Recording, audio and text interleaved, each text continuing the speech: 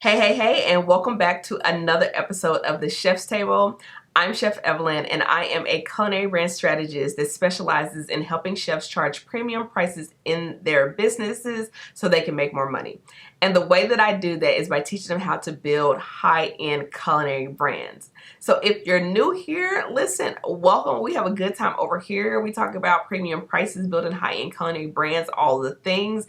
And if you have been here before, welcome back to the channel. You must have heard something that you liked, so you are back for another episode.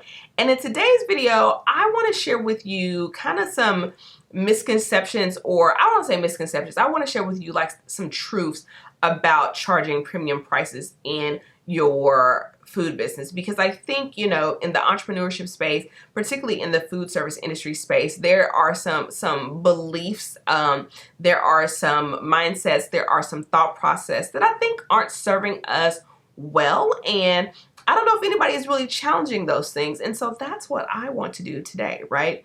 So we're going to go over those things. And listen, I always love to dialogue with you guys in the comments. So if I say something along the way, pause it, drop your question or your comment below. And listen, I will do my best to get back with you. Now, I don't do coaching in the comments, right? That's for my clients. But hopefully these videos will be beneficial to you. So let's get into this, right? So here's the thing, when I'm working with my clients, typically when they first start with me, one of the biggest hurdles we have to get over is their mindset around charging premium prices, right? And so I thought that I would do this video not only for them, but for those of you who may be having some of these same challenges. These are some of the same challenges I had when I first started transitioning my business into a higher end brand, right? And one of the things that I realized when I changed, when I went from like a standard culinary brand to a high-end culinary brand, is that charging premium prices takes the same amount of work as not charging premium prices. I mean, it's different work, but it's the same amount. And I remember, like, I don't know about you, but I'm the kind of person, like, if I'm going to do the work, then I want to get the most out of it, right? And so that is why, I lean more towards a high-end culinary brand. It's like, because I can be doing the same work as somebody, but I could be making significantly more. Now, I'm doing different work than what they're doing, because there's different things that makes a high-end culinary brand tick than makes a standard brand tick, right? And so not that one is better or worse than the other, right? Not that you can't be successful in any level that you choose. Bargain brands, mid-tier brands, right? I prefer high-end culinary brands. You can be successful in all those things, but it's like the work is the same. I mean, or the amount of work. And let me say this. Dare I say this? Sometimes it's less work. Sometimes it's easier work to charge more. I know that's like for someone who's listening, I know you're like, that can't be true. Like, it's harder work to make more money. It's harder work to charge premium prices. And like, the reality is, it's not. Once you have the framework in place to be able to charge premium prices, it's not harder work. There may be some, obviously there's some work up front, but once you do the work up front, it's like, oh my gosh, this feels easier. Like, let me tell you a story. So when I first started consulting, I was offering a product, and I still offer this, right?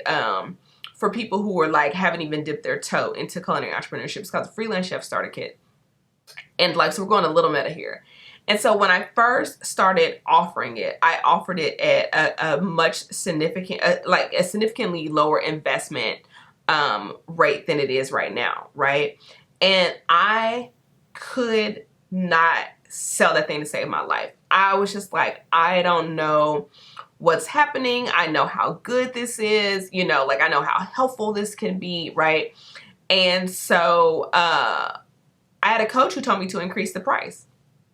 And I was so confused, because I was like, why would I increase the price on something that's not selling, right?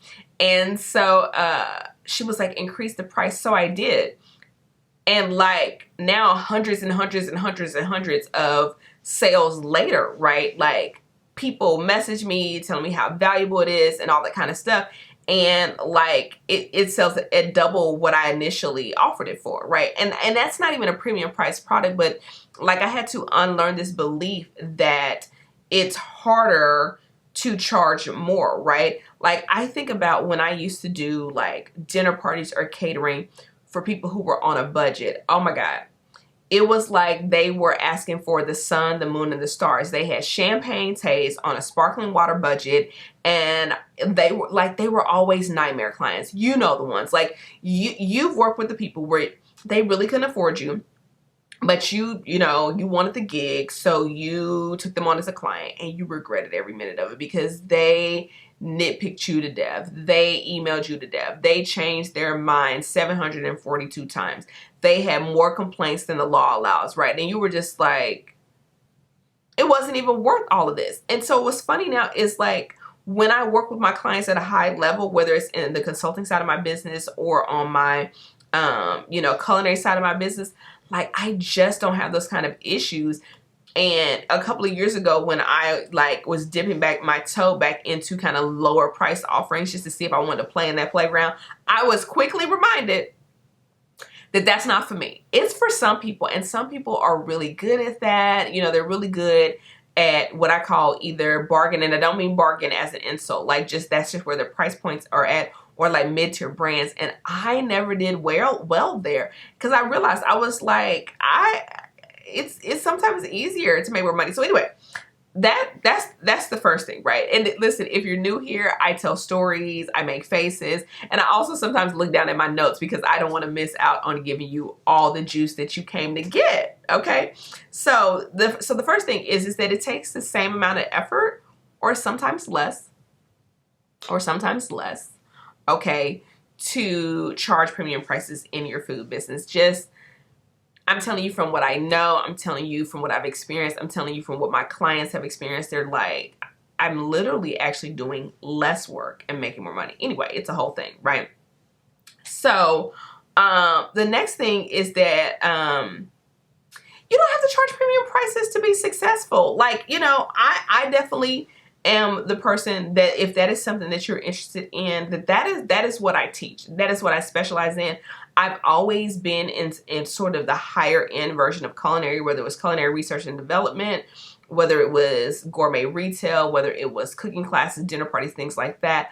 I do think there is a space and place for budget brands, but I do think that if you're offering a personalized service, by default, you're not in that category. By default, if you're offering a specialized service, you are in the higher end brand, even if you're not functioning like it, and even if you're not charging for it. And so what you're doing, and you may not even know this, is you are potentially selling yourself significantly short because you don't even know by the nature of what you're doing that your brand fits in a higher bracket. Now, whether or not you choose to charge premium prices, that's up to you. But I figured if you clicked on this video and if you're watching this far, then that's something you want to do. And so I can tell you right now, anytime you have a service where, whether you're going into someone's home or you're custom creating a menu or you're bringing the food to them, they didn't have to cook it. They didn't have to menu plan. They didn't have to go to the grocery store. They didn't have to go to fast food. They didn't have to go to the restaurant. It's to their dietary preferences, to their dietary restrictions, when they want it, where they want it, how they want it, and who they want it with. Please, that gets me amped up. That is a premium service. Therefore, it comes with premium prices. Listen with your good ear. Premium. Okay?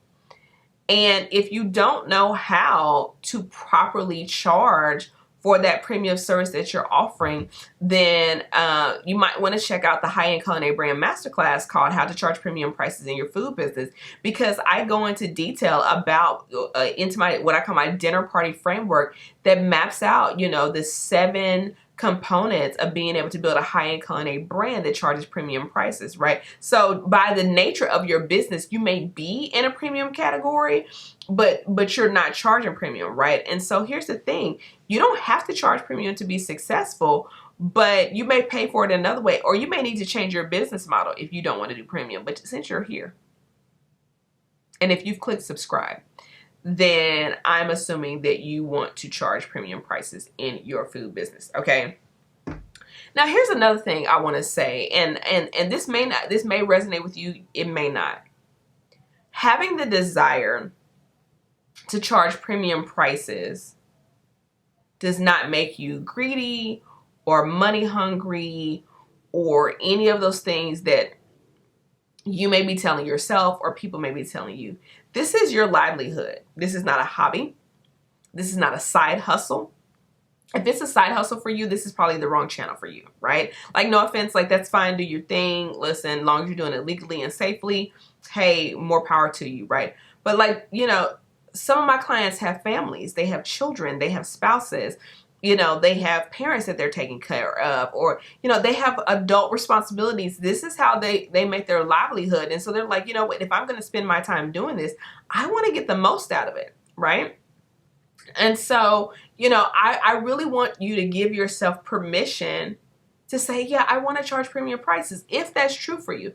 It may not be true for you, and that's totally okay. But if it is, I want you to know that that's okay. Like, there's a luxury in every category of any kind of product or service you can ever think of, from homes to cars to umbrellas to makeup to jewelry to hair salons to plumbers to barbers, right? That anything that is available for sale, there's a higher end version, and then there's middle end versions and lower tier versions, right, of anything. And that's true even in the personal food brand space, right? So, you know, I just want you to allow yourself to say, yeah, I want to charge premium prices, and that's okay. And it's okay if the people around you, that, you know, the chefs that you know, don't charge premium prices and they just want to do it because they love it, and that's fine. We love it too. We also love to be compensated well for what we're doing, right? And so, you know, I want you to know that in our community, in our part of the internet, you know, we won't look down on you if you say, yeah, I really do. Like, I love what I do, but I also really want to get paid well. And that just because I chose this career path doesn't mean that I want to give up a certain standard of living. You don't have to do that. You know, a lot of my clients are career changers like I was. You know, I was a chemical and environmental engineer. I was used to a certain standard of living. Yes, I wanted to follow my passion with food. I also didn't want to give up my certain standard of living, right? And so, you know, my clients are nurses or in finance or work in nonprofits, or, you know, have been in IT, and they come from six-figure careers, and they come from lucrative, you know, previous careers, right? And they're like, I love this. Also, though, I am used to a certain standard of living, and that is why this channel exists, is because I felt that there was a community of us who were like, I want to get into the food space, but that old school model of long hours and low pay does not work for me. And so, you know, I just want you to know it's safe over here. Listen, you're safe here.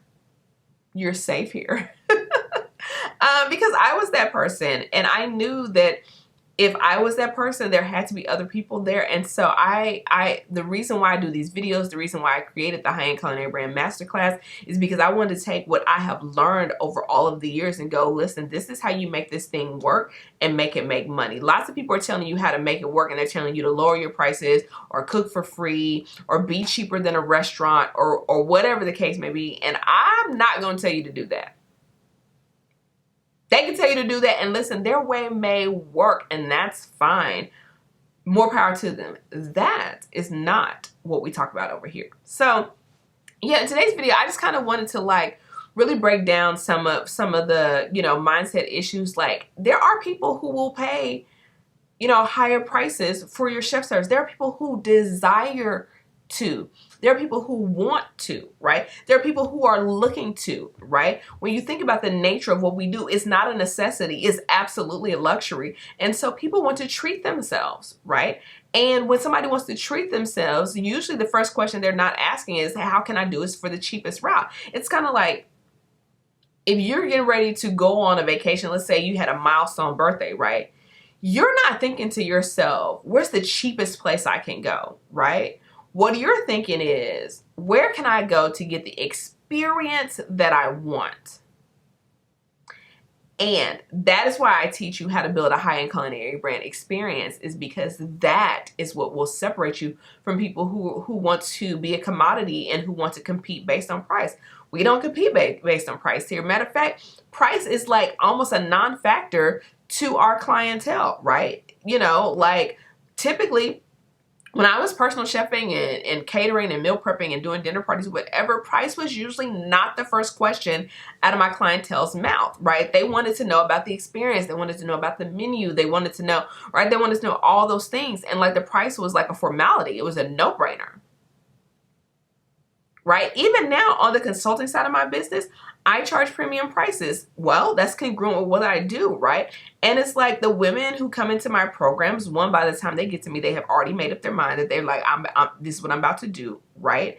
And like, but they want to treat themselves at that level. They want to invest in themselves that way. They don't want bargain business advice, right? Like, because then you're going to teach me to do bargain business advice. So anyway, that's all I wanted to share today. Let me know, what are some of the thoughts that you think have been holding you back as from, you know, charging higher prices in your food business? What are some of the things that, what are some of the obstacles that you think have gotten in the way? I would love for us to have a conversation about it in the comments below. If you really want to get on the path to starting to charge premium prices in your food business, then I would encourage you to go to highendculinarybrand.com and enroll in the how to charge premium prices in your food brand masterclass, so that you can learn that framework and start to implement it into your business. With that being said, I hope that you enjoyed today's video, and I will see you next time. Peace.